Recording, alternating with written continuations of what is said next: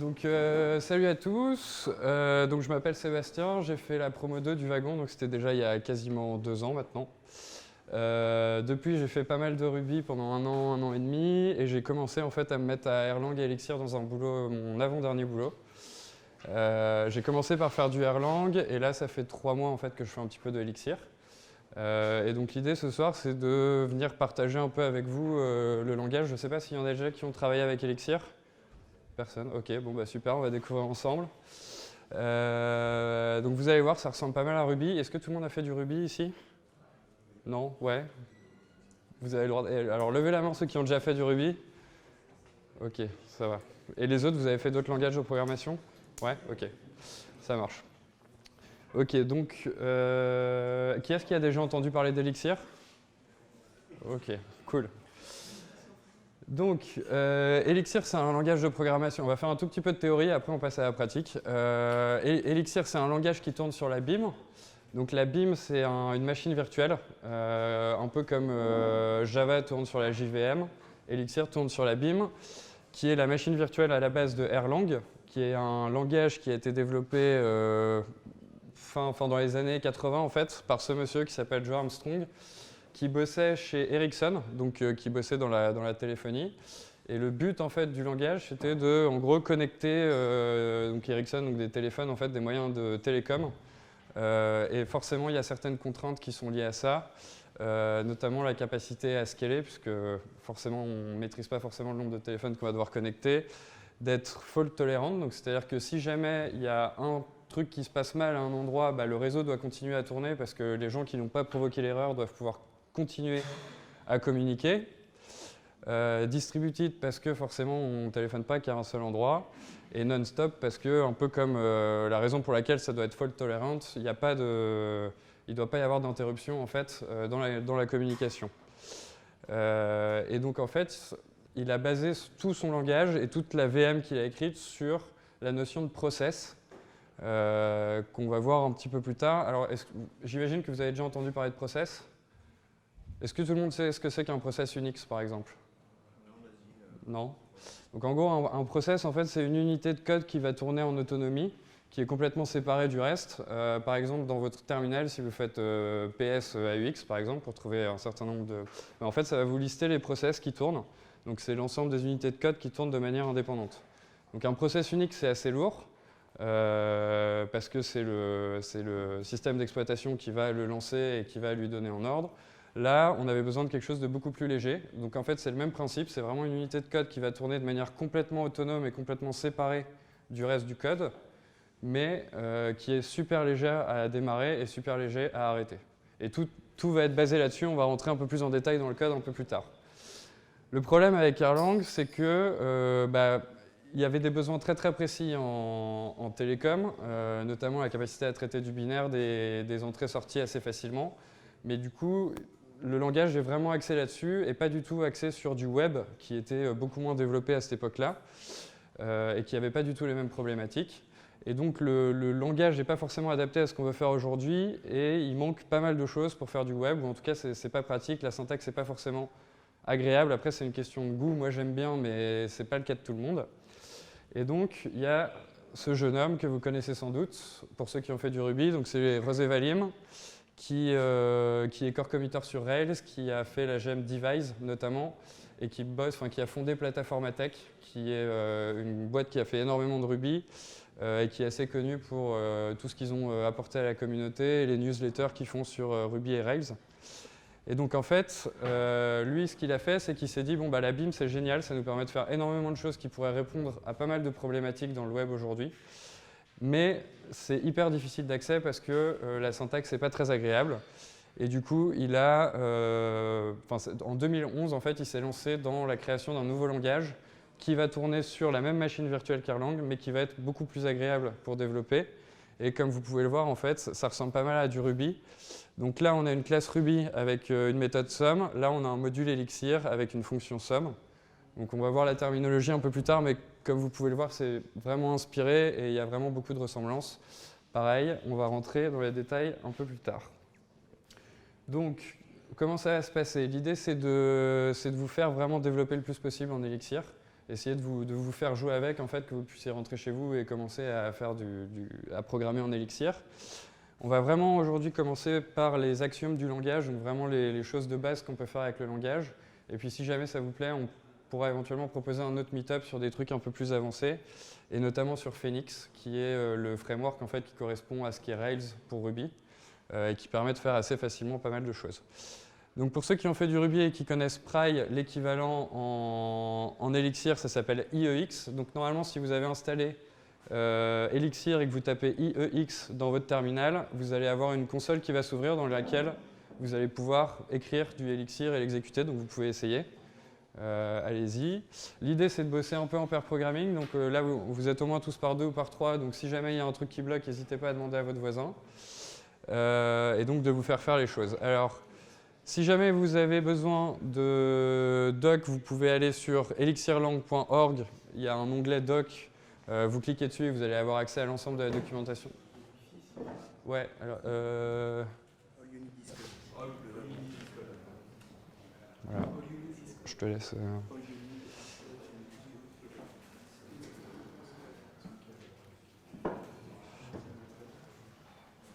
Est-ce que tout le monde a réussi à démarrer IEX? C'est bon? Yes?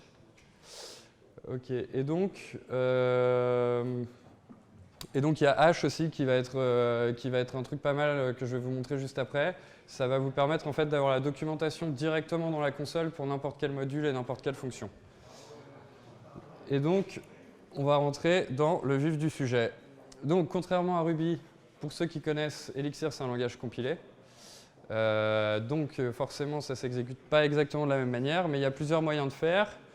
Soit vous ouvrez IEX et vous avez une fonction qui s'appelle C, en fait, à laquelle vous passez le nom du fichier que vous voulez compiler, et le module sera compilé et accessible via la console IEX.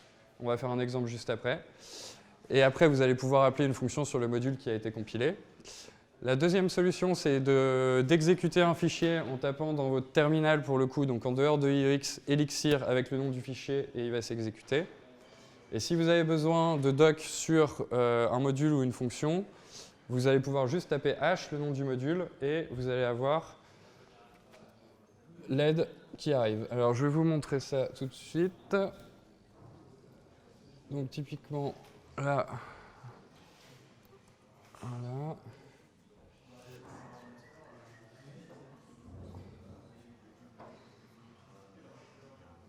Hop, c'est là.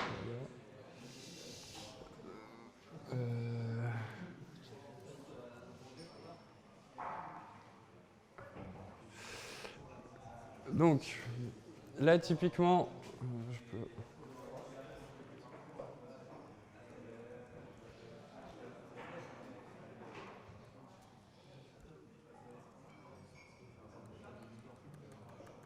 Voilà.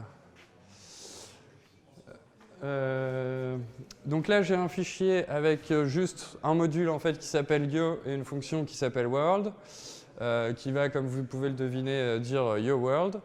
Et donc, j'ai plusieurs solutions. Soit je fais Elixir avec le nom de mon fichier et je l'exécute. Voilà, donc ça m'a bien imprimé Yo World. Donc j'ai bien la définition du module, définition de la fonction, et après j'appelle ma fonction sur mon module. On va rentrer plus en détail après, c'est vraiment l'exemple basique. La deuxième solution, c'est je lance IEX. Donc je vais récupérer. Hop. Et là, je vais pouvoir faire C de... Voilà. Donc là, j'ai bien compilé mon fichier, il a été exécuté derrière, et maintenant, je peux appeler directement dans la console ma fonction, et ça fonctionne. OK? C'est bon pour tout le monde?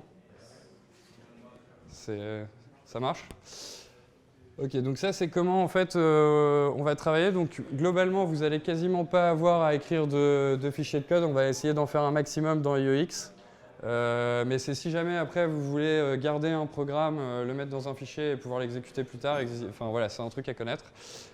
Pour ceux qui ont fait du Ruby, on peut faire exactement la même chose en Ruby, en faisant Ruby, le nom du fichier, et ça va l'exécuter. Alors, revenons à la presse. Voilà, c'est OK pour tout le monde jusque-là. N'hésitez vraiment pas à m'arrêter s'il y a le moindre truc. Et on va donc rentrer dans le vif du sujet. Quels sont les principaux types de données de Elixir? Donc, comme dans beaucoup de langages, vous avez les nombres qui sont soit entiers, soit float. Donc la virgule, c'est un point, hein, parce qu'on a virgule. Les atomes, ça correspond exactement aux atomes en Ruby, pour ceux qui connaissent. Ceux qui n'ont pas fait de Ruby, en gros, c'est une suite de caractères immutables, en fait, qu'on peut utiliser et qu'on peut... Par exemple, on utilise beaucoup OK, OK en Elixir pour faire un retour de fonction en fait, qui va montrer que tout s'est bien passé. Vous avez des booleans donc, qui sont true et false, à savoir qu'en fait, en dessous, on les écrit comme ça, mais true et false sont en fait des atomes. Donc à la compilation, Elixir va voir true et false et va les remplacer par les atomes correspondants. Vous avez les listes, donc, qui sont des arrays, qui sont des listes linkées. Vous avez des tuples qui sont... Alors, on va voir pareil un petit peu plus en détail la différence entre liste et tuple un peu plus tard. Mais globalement, pour l'instant, retenez que c'est à peu près la même chose et je vous expliquerai le détail après. Une string, donc c'est une chaîne de caractères. Vous avez les fonctions qui ressemblent en fait à des fonctions que vous pouviez voir en JavaScript ou à des lambda en Ruby, par exemple. Et vous avez un truc qui s'appelle le keyword list, donc qui est propre à Elixir, qui n'existe pas en Erlang et qui est en fait un sucre syntaxique. Pour ceux qui ont fait du Ruby, ça doit vous rappeler les hashes. Mais en fait, en Erlang, on n'a pas ce type de données. Ce qu'on fait en général, c'est qu'on fait une liste dans laquelle on met des tuples de 2 éléments. Donc en fait, ça et ça, c'est complètement équivalent. Je pourrais mettre virgule B et string B. Et en fait, là, c'est comme si j'avais un deuxième tuple dans lequel j'avais un atome B et une string B à la suite. OK. Jusque-là, c'est bon. Donc, par exemple, vous pouvez jouer avec UX, commencer à assigner des choses à des variables. Enfin, on va continuer là-dessus. Et donc voilà, donc ça, c'est les principaux types de données. Et à partir de ça, on va construire en gros tout le reste.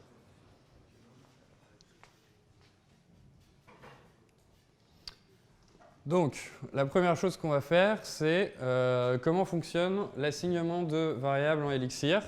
Donc pour l'instant, c'est quelque chose d'assez basique. On peut faire du A égale 1, A égale 2. Donc si vous faites ça, alors pour imprimer la valeur d'une variable, vous pouvez faire io.puts. Et donc vous pouvez essayer, allez-y, de faire A égale 1 et io.puts A. Et normalement, ça devrait vous donner un 1. J'ai précisé qu'il y a du réassignement de variables possible parce qu'en Erlang, c'est quelque chose qu'on ne peut pas faire. Donc ça peut être intéressant de le savoir si un jour vous vous retrouvez face à du code Erlang, comprendre pourquoi les gens qui font du Erlang numérotent leurs variables, c'est parce qu'en fait on ne peut pas assigner deux valeurs à la même variable, c'est des variables qui sont complètement immutables.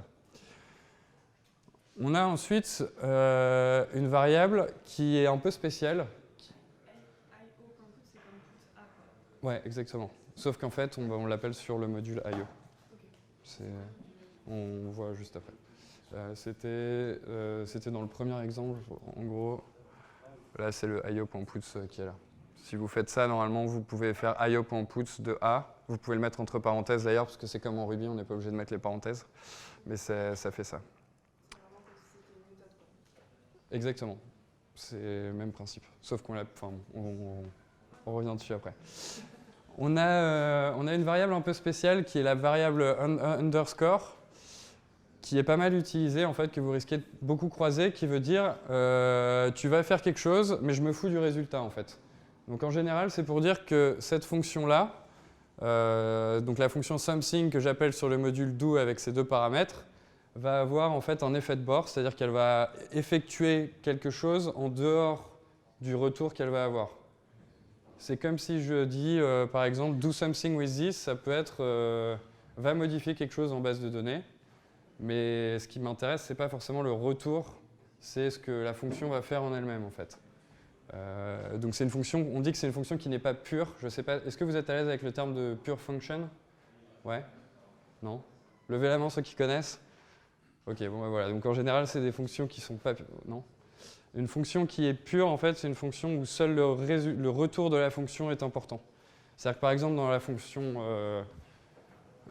la fonction sum qu'on avait là. Non, alors c'était pas celle-là, je vais la retrouver. Voilà, si tu as une fonction qui s'appelle sum et qui te fait la somme des deux paramètres, ce qui t'intéresse, c'est le retour en fait. Mais ça va stocker le retour nulle part et ça ne va pas avoir d'effet de bord, mis à part te renvoyer le retour. Ça, c'est une fonction pure.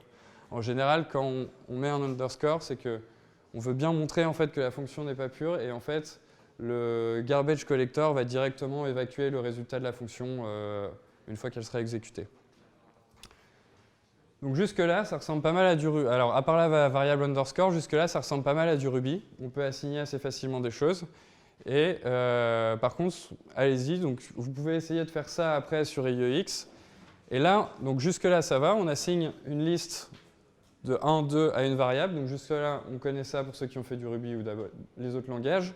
Par contre, là, on arrive sur quelque chose d'un peu plus bizarre, en fait. Quelque chose qu'on voit moins souvent. C'est-à-dire que je vais pouvoir... Là, en fait, je ne suis pas en train d'assigner une variable à un type, je suis en train de vérifier l'égalité entre la valeur contenue dans la variable et la valeur que j'ai à gauche de mon signe égal. Donc, alors, ça marche aussi parce que ça te renvoie en fait un booléen égal égal. Là, ça va juste te renvoyer en fait la valeur en question. Donc, ce que vous pouvez faire, c'est donc essayer a égale list 1, 2. Vous pouvez faire list en 2 égale A et voir ce que ça donne si vous faites derrière liste de 2 et 3 égale A. Allez-y, hein, essayez.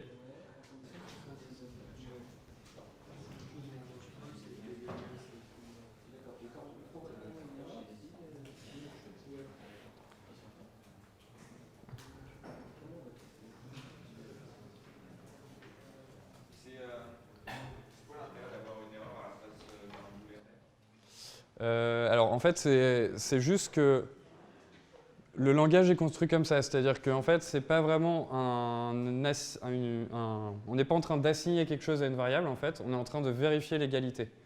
Donc là, en fait, ce que le langage fait en dessous, c'est qu'il dit est-ce que ça est égal à ça?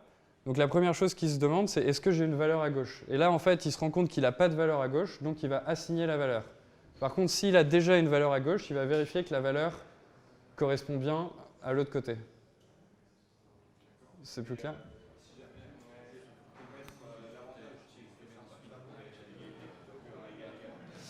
Alors ici, il n'y en a pas, en fait, c'est juste pour vous montrer comment ça marche. Mais derrière, c'est une feature du langage qui s'appelle le pattern matching, qu'on va voir juste un tout petit peu plus tard, et qui permet en fait de vérifier que des valeurs sont les mêmes, et en fonction de la valeur que tu récupères, d'avoir une action différente en fait. Tu vas voir qu'en fait, en Elixir, on n'écrit quasiment jamais de if en fait. On va vérifier qu'une valeur est celle-ci, et dans le cas où elle est celle-ci, on va faire ça, et dans le cas où elle est autre chose, on va faire autre chose. On revient dessus juste après, et tu me dis si c'est toujours pas clair. Donc là, en fait, on a bien une erreur. Et donc, un des avantages d'ailleurs, parce que là, on commence à rentrer dans du pattern matching. Là, si on fait ça, à votre avis, qu'est-ce que ça va donner?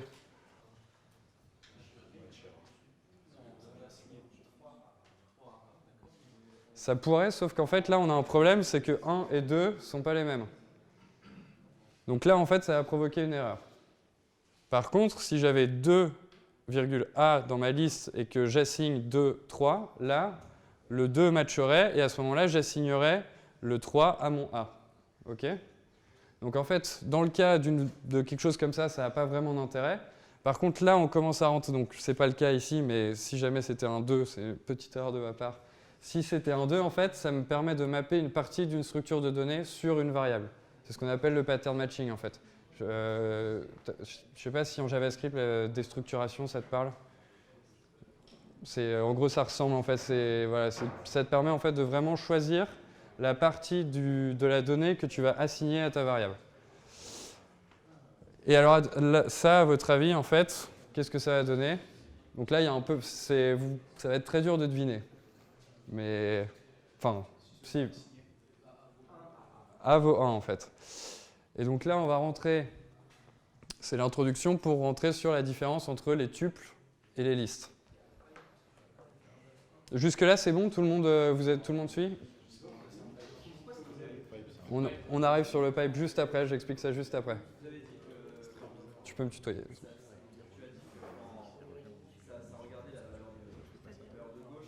Ouais.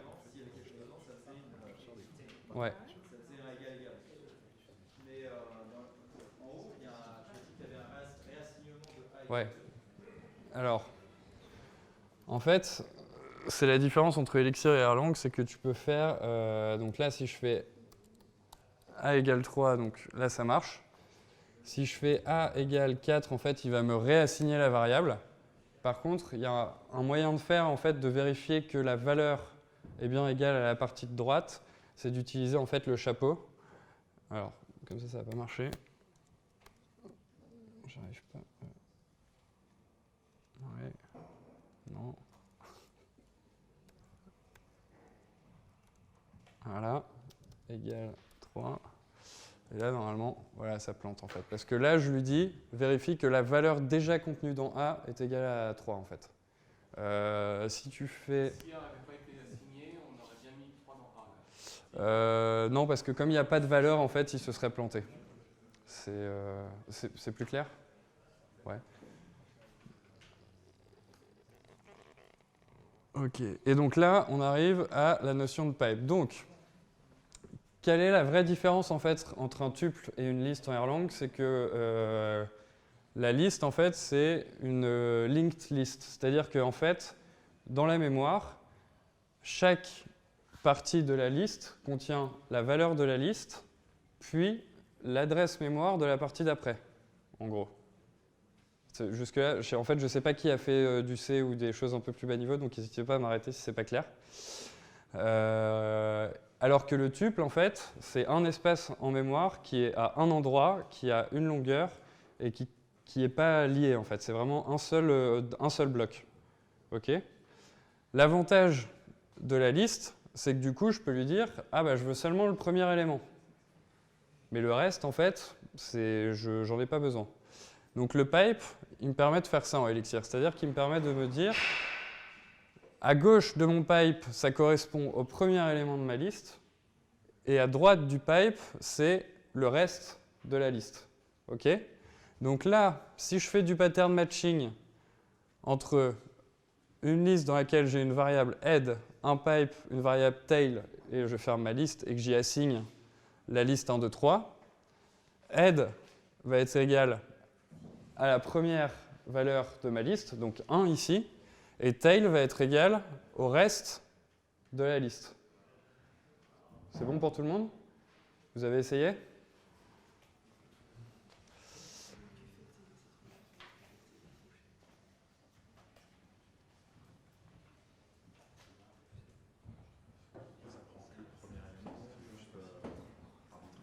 C'est parce que justement c'est le premier élément et en fait le reste c'est le pointeur vers le deuxième élément qui lui-même pointe vers le troisième. C'est la manière de faire. Tu peux faire du head.class ou des trucs comme ça pour savoir. Parce qu'il y en a un, tu vois, genre tail, ça va être un. Non, tail c'est une liste. Tail, ça va être une liste. Tail c'est une liste, head c'est toujours le premier élément de la liste. Mais si tu fais head 2 égale head. Sinon dis-moi, je Non, c'était juste pour savoir si tu faisais. Parce que tu dis 1 égale head. Ça veut dire que ça prend que. Ah. Là, alors, donc là, ouais, c'est le truc à l'envers. C'est-à-dire que là, j'ai une valeur. En fait, là, ce que je fais, c'est que je vérifie que head est bien égal à 1. Sinon, ça m'aurait claqué une erreur. Il n'y a pas d'assignation là. C'est juste une vérification de ce qu'il y a dans la valeur, dans la variable.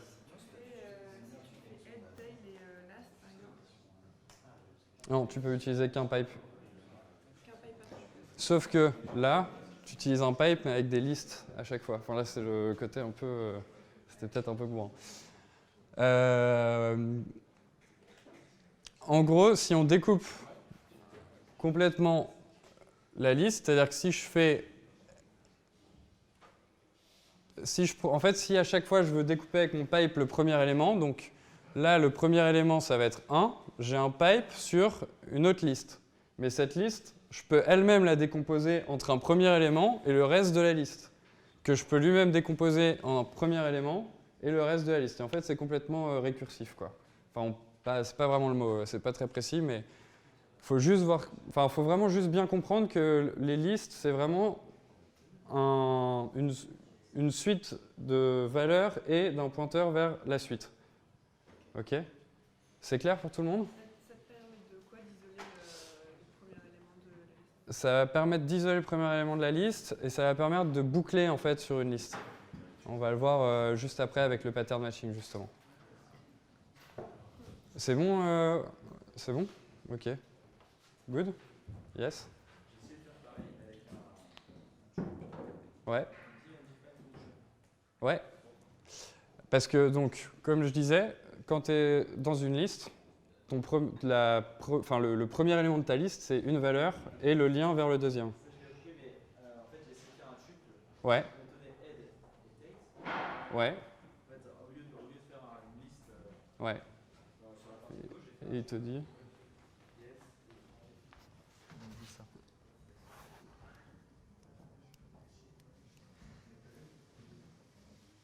Ouais, alors c'est parce qu'en fait, le pipe, c'est une fonction. C'est une fonction, c'est juste que lui, à la compilation, il le remplace par autre chose en fait. Mais c'est un sucre syntaxique qui te permet de découper tes listes comme ça. Mais du coup, lui, dans le cas d'un tuple, il ne reconnaît pas le pipe comme étant une fonction existante.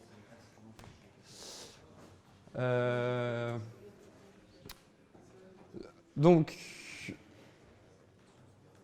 là, en fait, ça vous permet aussi de rajouter des éléments dans une liste. C'est-à-dire que là, ma liste, c'est bien une liste avec dedans 1, 2, 3. Et je peux dire, je veux une nouvelle liste dans laquelle mon premier élément sera 0 et le reste sera ma liste précédente. Okay? Donc en fait, ça va permettre de faire des pops, des push, des choses comme ça, de rajouter, d'enlever des éléments et de boucler sur des listes.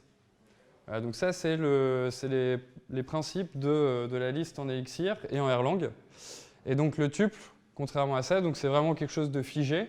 Donc on ne va pas chercher à boucler dessus. Par contre, ça va être plus efficace en termes de query pour aller chercher un des éléments parce qu'il est à un seul endroit en mémoire en fait et c'est optimisé pour aller piocher des choses rapidement à l'intérieur avec notamment la fonction lm à laquelle on passe le tuple et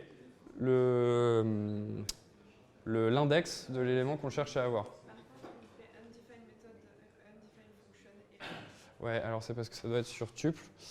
Donc là, exemple concret, on doit pouvoir faire hash, je crois que c'est tuple. Il doit y avoir, non, ça doit être kernel. ça te permet de voir les fonctions. Ouais, donc là je vais vous montrer hash par exemple, on n'avait pas eu l'occasion. Donc là je cherche toutes les fonctions qui sont définies sur tuple. Enfin pardon, je cherche les informations sur le module tuple, donc je tape hash tuple. Et là voilà, il me donne des infos dessus. Et derrière, si je veux, par exemple, tuple.delete, c'était quoi? Delete at. Voilà, là on me donne les infos sur la fonction en question. Okay, donc quand vous voulez chercher, au lieu d'aller dans la doc, en fait c'est assez pratique, sachant qu'il y a l'autocomplétion aussi. Donc si vous cherchez par exemple les fonctions dans le module tuple, vous tapez tuple. Et avec votre comment ça s'appelle, tab, vous avez la liste des tuples. Et donc à chaque fois vous avez une petite description et un exemple, c'est pas mal foutu. Par contre, j'ai no documentation for tuple.lm. Ouais, alors c'est parce que du coup il faut juste que je vérifie, mais je pense qu'elle est sur kernel. On va regarder si elle existe comme ça. lm tuple 1. Si normalement ça doit marcher, c'est bizarre que ça marche pas. Si je fais lm2.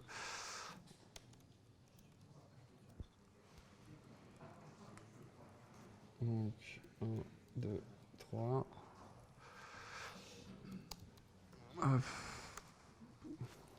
C'est bon?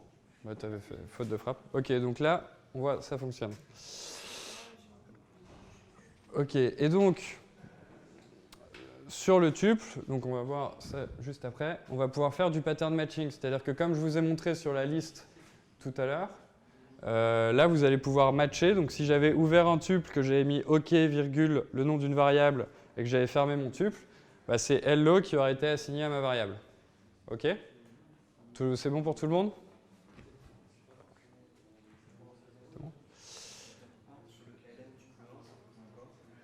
Alors, elem, c'est une fonction qui prend en premier paramètre un tuple, donc qui est ce tuple-là, et en deuxième paramètre, l'index de l'élément que je cherche dans le tuple. OK ? Et là, en fait, pour ceux qui ont fait pas mal de Ruby, on voit bien qu'on n'est pas en train d'appeler elem sur l'objet, en fait. On est vraiment en train d'appeler une fonction à laquelle on passe notre type de données. C'est pour rentrer un peu dans le fonctionnel. OK, donc pattern matching. Donc ça, normalement, vous avez compris. On a bien vu. Et voilà, et donc il nous dit no match of right-hand side value. C'est bien que les deux valeurs ne correspondent pas. Là, on a ce qu'on s'était dit pour les tuples juste avant, c'est-à-dire que si j'ai un tuple avec 3 variables, je peux assigner chaque élément de mon tuple à une variable.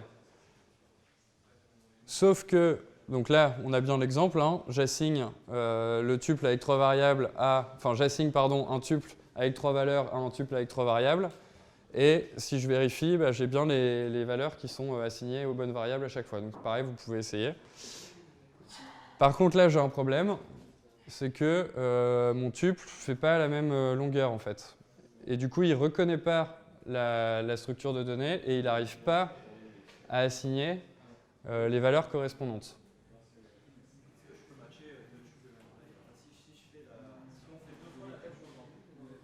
Ouais. Ça va réassigner. En fait, quand tu as des... Alors ouais, je suis un peu induit en erreur parce que c'est le côté Erlang qui revient, mais en gros, à partir du moment où tu as une variable à gauche, il va assigner si tu n'as pas de chapeau, en fait. C'est vraiment... il fait que ça, quoi. C'est plus en Erlang que du coup, comme tu n'as qu'une seule assignation possible pour une variable, qui va vérifier quelle est la valeur et qui va vérifier si ça match. OK. Donc ouais, si vous pouvez utiliser aussi io.inspect. Bien vu, pour, au lieu de io.puts en fait, parce que selon les types de données, ça va plus ou moins marcher, en gros pour faire simple. Donc s'il y a un problème avec io.puts, vous pouvez utiliser io.inspect, qui va en plus vous retourner la valeur de l'élément que vous essayez d'imprimer. Ce qui est en fait assez pratique pour débugger, parce que ça vous permet de vraiment imprimer une valeur dans votre code sans modifier la valeur qu'elle a pour le bout de code en lui-même en fait. Est-ce que c'est bon pour tout le monde, ça? Yes? Alors, donc tu vas le voir après, en fait, mais c'est que le tuple, pour boucler... En fait, en Elixir, il n'y a pas de for. Il n'y a pas de for, il y a des équivalents de each, mais la manière idiomatique de boucler, en fait, on va le voir juste après, c'est d'utiliser la propriété des listes liées, donc de prendre le premier élément, donc tu vas prendre le head, tu vas en faire quelque chose, et puis après, en fait, tu vas rappeler de manière récursive ta fonction avec le tail, et du coup, tu vas récupérer le deuxième élément en head à la place, quoi. On va le voir juste après. Du coup, c'est bon pour tout le monde, ça? Yes? Donc, rapidement, ça c'est assez facile, c'est juste pour vous comment on organise derrière les fonctions qu'on va pouvoir réutiliser. Donc ça ressemble pas mal à du Ruby, sauf qu'au lieu de définir une classe, je vais définir un module. Et dedans, je vais définir des fonctions. Donc la différence, c'est que j'ai un do et un end, enfin j'ai un do surtout, qui n'est pas un bloc, mais qui est juste vraiment la syntaxe de la fonction à proprement parler. Et pour définir des fonctions qui sont privées, en fait, je vais faire def p au lieu de def. Voilà, avec le nom de la fonction. Et donc là, je vois bien que addSquare va utiliser la fonction privée square, et que en fait, les fonctions privées ne peuvent être utilisées que par les autres fonctions du même module. OK? C'est good. Par exemple, là, si j'appelais basicmath.square, il me dira je ne connais pas la fonction. C'est good? Voilà. Et là, donc, on va rentrer dans le vif du sujet, les fonctions et le pattern matching. Donc là, normalement, vous vous dites, c'est bizarre, on définit la même fonction deux fois, en fait. Et c'est quasiment vrai, sauf que c'est pas exactement là. C'est la même fonction, mais en fait, Elixir va être capable de reconnaître en fait l'argument qu'on va lui passer et d'avoir un comportement qui est différent en fonction justement de l'argument qu'on passe. Donc là, typiquement, j'ai un module dans lequel je définis une fonction et je lui dis si jamais tu me passes ça en argument, tu fais ça. Sinon, tu fais ça. ok. Sachant que là, j'ai une variable, donc la variable va matcher avec n'importe quel autre élément que world que je vais passer. Ok. Donc si j'appelle sayHello world, il va regarder les différentes clauses en commençant du haut vers le bas. Il va voir que world, c'est une clause qu'il connaît ici, donc il va exécuter cette partie-là de la fonction. Si je lui passe John Doe, il arrive là, il se dit tiens, ça c'est pas pareil, je vais regarder si jamais il y a un autre truc qui correspond. Il va arriver ici, et là il se dit tiens, c'est une variable, je peux assigner n'importe quoi. Donc il va assigner John Doe à name, et après il va exécuter la fonction en utilisant le paramètre qu'on lui a passé. Ça, c'est pour concaténer des strings. L'ordre est vraiment important. Oui, parce que si... L'inverse, en fait, alors l'inverse, le compilateur aurait dit c'est mort parce qu'en fait, il y a une fonction qui est définie et qui ne sera jamais appelée. Parce que sinon, en fait, là, on peut assigner n'importe quoi, donc on serait arrivé à hello world, chose qu'on ne veut pas faire. Donc ça, c'est première forme. Pardon. Ouais. En Elixir, je pense qu'on doit pouvoir... Ouais, ok. En Elixir, je pense qu'on peut le mettre entre les deux, mais je ne suis pas sûr à 100%. Mais on peut essayer. Enfin, on essaye juste après, mais je ne suis pas sûr de la réponse.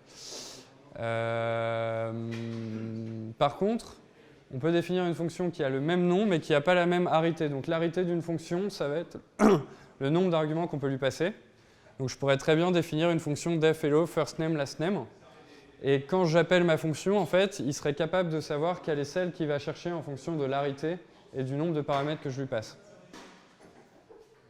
Je peux attendre un type spécifique sur Alors tu vas pouvoir le faire avec ce qu'on appelle des guards. Les guards, c'est justement pour spécifier un type ou une condition dans l'appel de ma fonction. Donc en fait, ce que je pourrais faire, c'est faire def hello when is string par exemple, en lui passant le paramètre. Et du coup, on va vérifier à ce moment-là que le paramètre est bien du type attendu, ou en tout cas vérifier la condition qu'on attend et exécuter en fonction. Donc je pourrais très bien avoir un hello name when is string qui prend une string du coup en paramètre et qui va concaténer des strings, et un hello qui fait when is number par exemple, qui va faire une addition et m'envoyer le résultat de l'addition. Ok.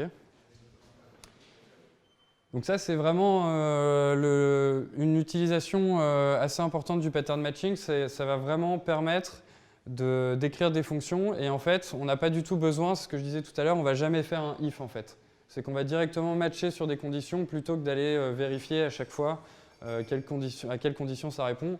Et c'est pour ça en fait qu'on va faire très très peu de égal égal ou égal égal égal pour avoir un booléen, parce qu'au final, on les utilise très très peu, quoi. Alors, deuxième utilisation, donc ça aurait pu être une autre manière d'écrire ce qu'on a écrit précédemment, c'est le case. Ce que va faire le case, en fait, c'est qu'il va prendre l'équivalent d'un paramètre ou d'un argument, donc qui est ici name, et en fait, il va vérifier à chaque fois, donc si jamais ce qu'on lui passe ici correspond à différentes choses. Donc là, typiquement, dans le cas où le name est world, je vais faire ce qui suit la flèche, donc je vais renvoyer ça. Là, vous vous rappelez de underscore, ça veut dire qu'en fait, ça peut être n'importe quoi, je m'en fiche, ça va matcher à chaque fois. Okay, c'est un peu comme si j'avais passé une variable. Enfin, c'est une variable d'ailleurs, c'est juste que je m'en fiche, en fait, on peut la garbage collecter, on l'utilise juste pour retourner la fonction et ça tourne, quoi. D'ailleurs, non, j'ai écrit une erreur. D'ailleurs, il faudrait que j'écrive name en fait, parce que sinon je ne peux pas le récupérer là. Je suis en train de dire si. Il est défini dans le case, donc j'ai quand même, ouais, j'ai un doute en. Voilà, donc je peux le faire. C'est ça. On va voir un autre cas après. Est-ce que, ouais. L'endroit où il y a Word, par exemple, est-ce qu'on peut mettre juste un mot qui commence par WO? Est-ce qu'on peut faire des opérations sur le matching à gauche de la flèche? Est-ce qu'on peut faire des opérations sur le matching à gauche de la place? Non. Non. Et est-ce qu'à droite de la flèche, c'est obligé d'être le même type de déclarant? Non, pas du tout. Là, c'est vraiment, tu mets exactement ce que tu veux en fait. Tu pourrais mettre en +1 ou tu pourrais mettre un truc qui a strictement rien à voir. Et typiquement, on pourrait très bien imaginer en fait d'écrire un if avec un case. On pourrait faire un case condition, do, true ou false, et en fait en fonction, on le fait très très rarement parce qu'on en a très rarement besoin, mais c'est un des, tu vois, tu pourrais imaginer d'écrire un if comme ça en fait. Voilà, et donc en fait, j'arrive exactement au même résultat que précédemment, c'est-à-dire que si j'appelle say hello world, ça va me renvoyer ça, alors que si j'appelle say hello avec n'importe quoi d'autre, ça va me renvoyer... Et juste le fait de passer la flèche et tout ça, ça te permet de dire genre le cas, enfin tu vois, genre normalement en Ruby tu vas avoir un when, et là tu n'as pas besoin de le mettre en fait. Non, là c'est juste la flèche en fait. C'est la flèche qui Ouais. va te dire genre le cas quoi. Exactement. Sachant que, alors je sais pas si c'est parfaitement indenté, mais en gros, donc il y a case, do, end. Là, j'ai mes conditions avec une flèche. On peut, par lisibilité, en fait, on peut passer à la ligne parce que là, c'est quelque chose d'assez long, mais dans le cas où c'est quelque chose d'assez court, là, typiquement, j'aurais pu le mettre juste après. Je l'ai gardé la même formatage pour que ça soit cohérent, mais on peut faire un peu ce qu'on veut, quoi. Il n'y a pas de question, con. Ouais. Comment il sait qu'il doit, en fait, comment il sait que c'est un retour, que no way est un retour, et comment il sait qu'il doit exécuter que la condition world et pas les deux? Alors en fait, c'est pas une condition, c'est un pattern matching. Il faut vraiment voir ça comme ça. Donc en fait, lui, dans sa tête, ce qui se dit, c'est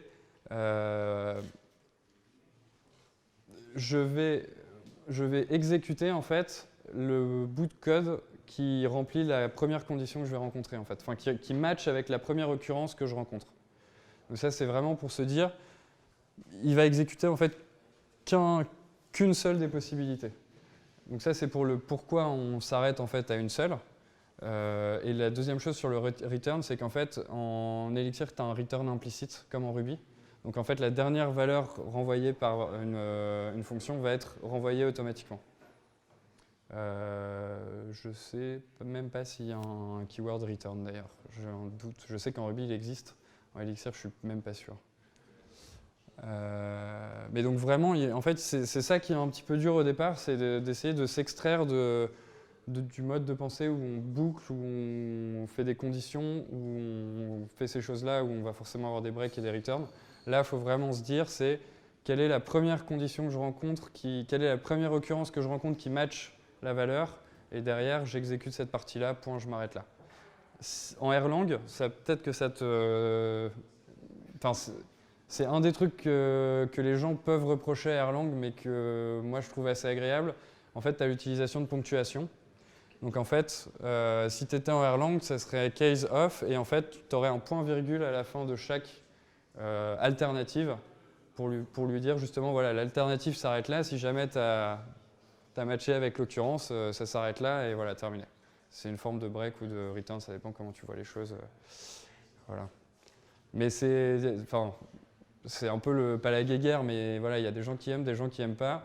L'idée de José Valim, quand il a fait Elixir, c'était vraiment d'essayer de se rapprocher de quelque chose qui ressemble à du Ruby et d'essayer de simplifier au maximum. Après, c'est question de préférence, quoi.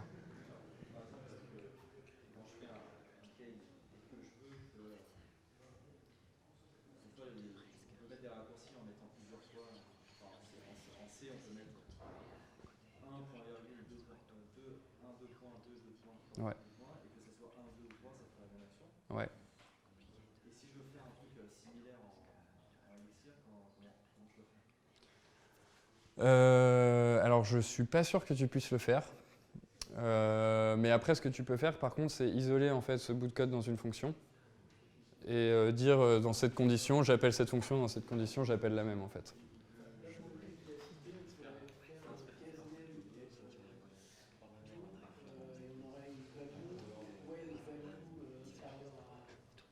Ouais.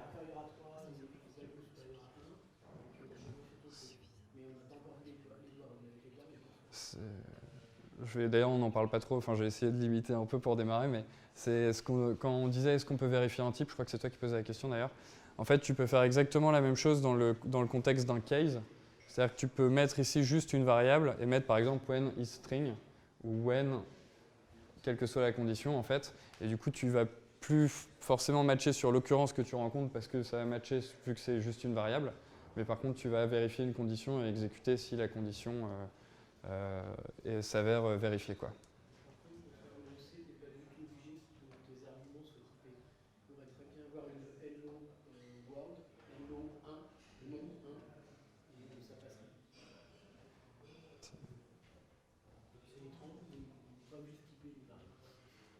C'est dog typing. Youhou.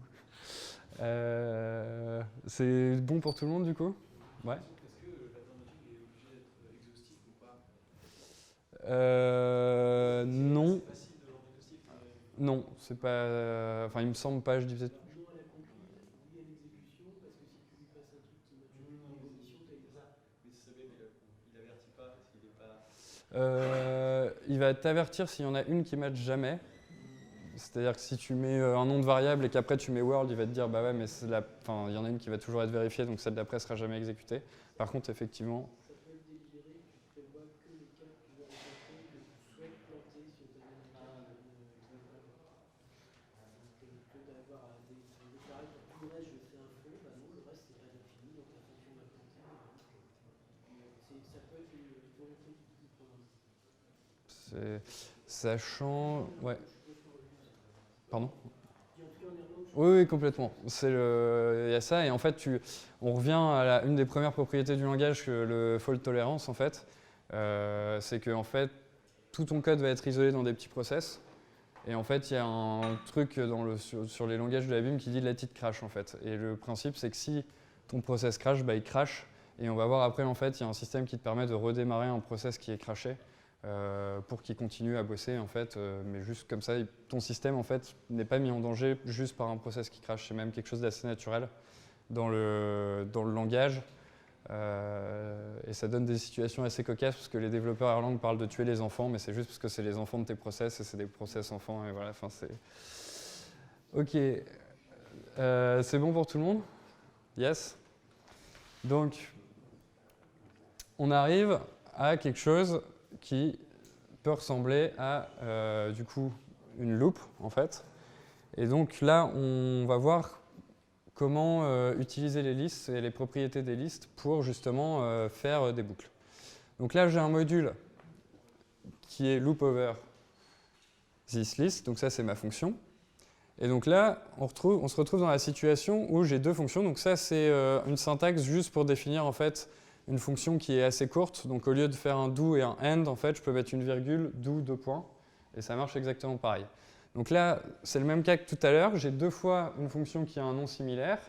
Par contre, dans le premier cas, elle va matcher sur une liste vide, et dans le deuxième cas, elle va matcher sur toutes les autres listes, en fait. Ok ?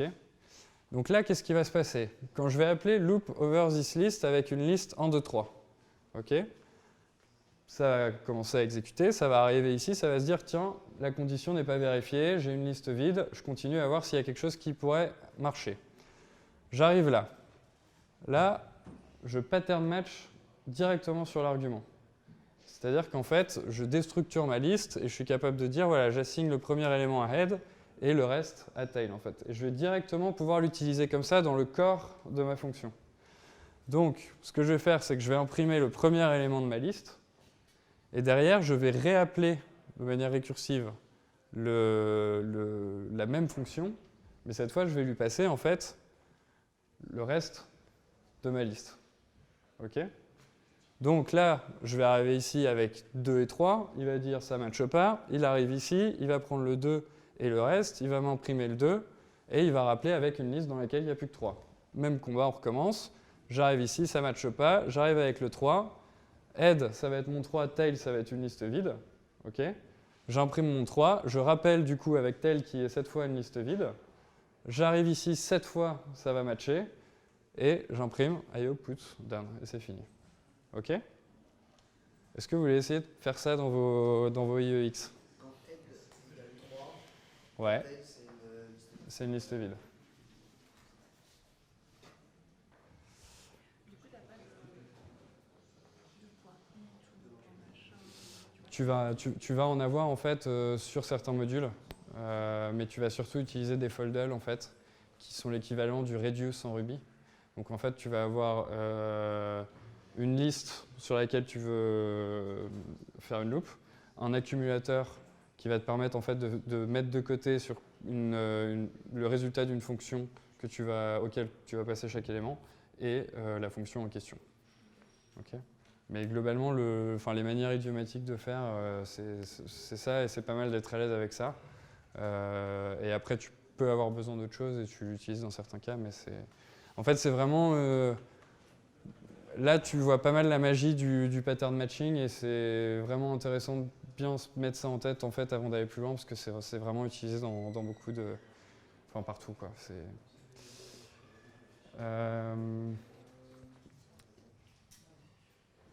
Donc là, vous pouvez faire ça et maintenant, ce que je vous propose, c'est un petit exercice en fait. C'est un grand classique. C'est comment on implémenterait une série de Fibonacci en Elixir. Donc, je peux vous laisser 10 minutes, vous avez vos voisins, vous avez votre IEX, donc n'hésitez pas. Et banco. Donc ça, c'est... Vous avez tous réussi à sortir quelque chose? Ouais. Donc là, en fait, c'est une version naïve, mais qui vous permet de comprendre un peu comment ça fonctionne et qui regarde comment, en fait, on va utiliser le pattern matching pour répondre à la problématique de Fibonacci. Il y a plein de manières, enfin, il y a plusieurs autres manières de le faire qui sont un peu plus optimisées que ça, mais au moins là, l'idée, c'est juste de vous permettre de comprendre. Donc en fait, Fibonacci, c'est donc la somme des deux nombres ou chiffres précédents selon là où on en est. Donc, dans le cas où c'est 0, on est d'accord que c'est 0. Dans le cas où c'est 1, ça va être 1. Donc là, je suis sûr de mon coup, en fait, je vais matcher à chaque fois sur la valeur que je passe. Et dans tous les autres cas, en fait, ça va être la somme des deux nombres précédents. Pourquoi j'ai besoin, en fait, d'avoir ces deux conditions-là? C'est pour arrêter, en fait, l'exécution de la boucle. Sinon, ça serait récursif, mais ça serait complètement infini. La preuve, c'est que si vous appelez avec moins 10, en fait, comme à chaque fois on fait une soustraction, on ne va jamais arriver à un matching sur ces conditions-là, et donc ça ne va jamais s'arrêter de tourner. OK? C'est clair pour tout le monde ou pas? Yes? Et donc ça, voilà, c'est une des manières fonctionnelles de le faire avec le matching. Alors, en gros, on est à la moitié de la presse, sauf qu'on a éclaté le temps. Donc, est-ce que déjà ça vous a intéressé? Est-ce que ça vous intéresserait de continuer à aller un peu plus en profondeur, genre sur les process et ces choses-là? Je peux juste vous montrer un truc avant, qui est assez marrant. C'est que quand je vous parlais en fait de process, donc ça c'est un bout de code Erlang, donc on va attendre qu'il démarre. Je voulais juste vous montrer en fait ce qui se passe quand on démarre une application Erlang et comment les process sont liés les uns aux autres. Donc ça va être je vais utiliser un outil qui s'appelle l'Observer. Donc l'Observer, c'est un truc que les Elixiriens tiennent des Erlangiens et sont grateful parce que c'est un outil de dingue. En fait, c'est un outil qui va permettre de voir l'ensemble des process, l'ensemble de mémoire utilisée par chaque process et de voir en fait l'arbre de supervision. Donc là, on rentre un peu dans la deuxième partie de la presse quand je vous explique ça, mais c'est ce qu'on disait tout à l'heure sur le let it crash, c'est-à-dire que je vais être capable de démarrer un bout de code en lui disant bah, « Tiens, toi, tu vas aller exécuter cette fonction dans ton coin et puis tu me laisses tranquille. Et si jamais tu crashes, bah, tu me le dis et puis moi, je te redémarre. » Donc ça, c'est les arbres de supervision. Voilà.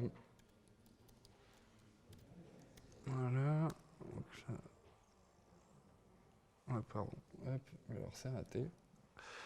Je dois pouvoir...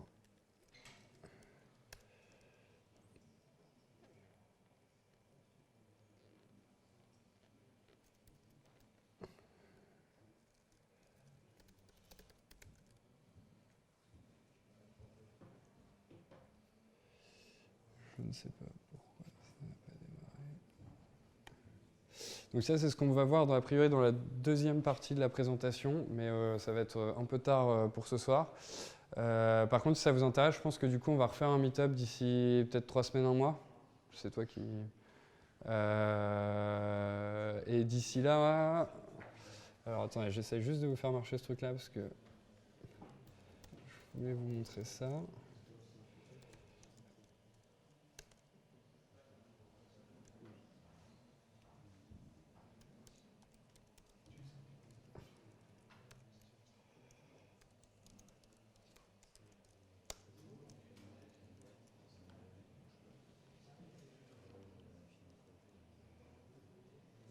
Alors ça va pas être celle que je voulais, mais c'est pas grave, ça a marché quand même. Donc là, typiquement, en fait, j'ai juste démarré en fait l'observer Erlang. Et donc là, ça me donne justement la liste des process en fait, avec l'arbre de supervision. Donc si je prends la liste des process, en fait, elle est là. Donc ça, c'est tous les process qui ont été démarrés par mon application. Et j'ai le graphe avec en fait donc l'arbre de supervision, c'est-à-dire que tout ça, c'est des process. Donc ça, c'est les premiers process que démarre Erlang. Et après, il y a chaque bulle correspond à un process. Et on peut très bien se dire que, par exemple, le process standard error va démarrer un autre process qui va être chargé de faire autre chose. Donc ça va rajouter un process à cet endroit-là. Et si jamais lui a un problème, il va crasher, donc il va tomber, mais ça n'a aucun impact sur le reste de mes process. Et lui va très bien pouvoir recevoir un message du process qu'il a lancé et qui va se crasher en lui disant bah, vas-y, redémarre. Et en fait, ce qui est hyper intéressant là-dedans, quand on dit que c'est scalable, et que donc ça c'est la partie fault tolérante. La partie scalable, c'est que du coup, bah, vous pouvez avoir plein de process sur des machines différentes qui vont pouvoir quand même communiquer entre eux. Donc c'est scalable et distribué.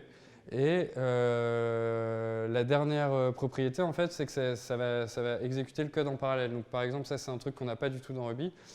C'est la machine virtuelle a ce qu'on appelle un scheduler, donc qui va être chargé de gérer, d'allouer en fait du temps CPU à chacun de ces process en fonction des besoins qu'ils ont. Et du coup, ça va vous permettre de faire du code parallèle de manière beaucoup plus idiomatique. Et donc forcément, ça va être un peu plus efficace. Donc, Rosevali me dit qu'en gros, quand on commence à faire du Elixir et qu'on l'écrit comme du Ruby, bah, ça ne sera pas beaucoup plus performant au final parce que c'est juste un langage compliqué, donc ça va être un peu plus efficace, mais finalement pas tant que ça, mais que la vraie force du truc réside dans la compréhension des idiomes du langage et de justement réussir à séparer en unité de parallélisme l'ensemble du code applicatif. Et là, vraiment, on va gagner en puissance, on va gagner en performance et on gagne en même temps en sécurité, en résilience du système, parce que voilà, si ça crache dans un coin, bah, ce n'est pas un problème, ça continue à tourner.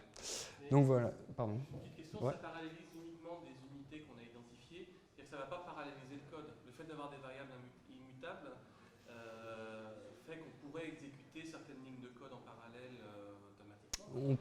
On pourrait, mais c'est pas... Mais il faut les identifier en tant qu'unité à part entière. C'est ça. Alors, on va juste griller un tout petit peu quand même sur la suite de la présentation.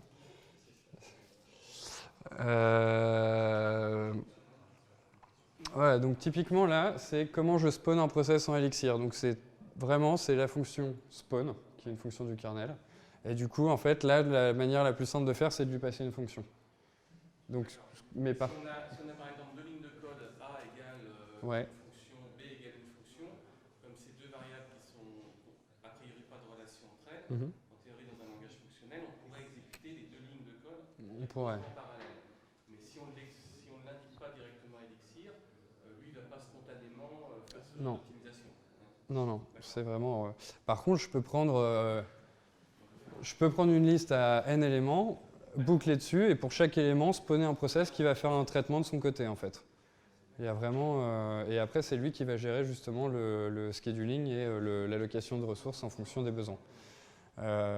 Et d'ailleurs, en fait, si vous êtes dans IEX, donc une fois que j'ai spawné un process, en fait, ça me renvoie un PID qui est en fait un identifiant unique pour ce process. Et si vous faites self dans votre console, dans votre console IEX, vous allez vous rendre compte que la console en elle-même est un process en fait, qui a bien son piece propre et qui fonctionne.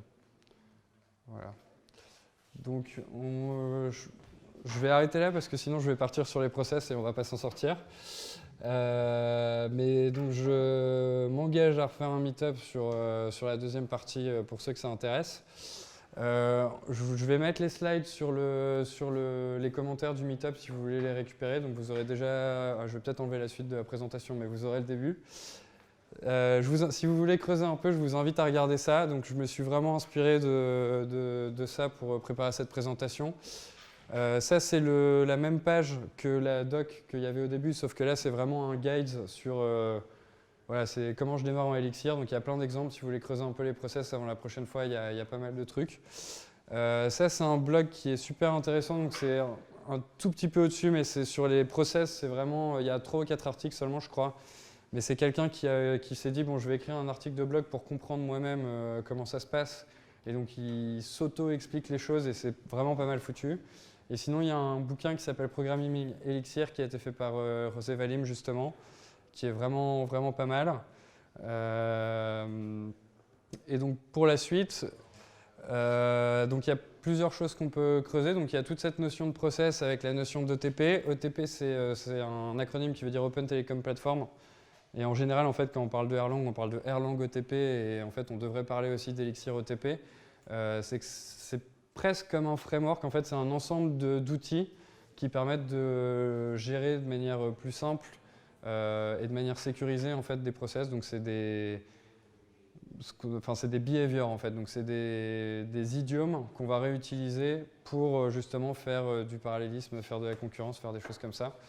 Donc on peut travailler là-dessus et sinon on peut aussi bosser sur Phoenix, donc, qui est l'équivalent de Rails ou de Sails en JS pour faire du web et qui est un framework qui permet de faire plein de trucs. Enfin, c'est vraiment, c'est pas comme Rails, mais ça y ressemble dans la facilité à produire des choses et à shipper du code en ligne. Donc voilà. Mais je voulais vous demander ce que vous préfériez, mais a priori, on va quand même continuer sur les process la prochaine fois. Et voilà, donc n'hésitez pas sur Twitter, je réponds vite si vous avez des questions normalement. Et sinon, rendez-vous la prochaine fois pour la suite des aventures en Elixir.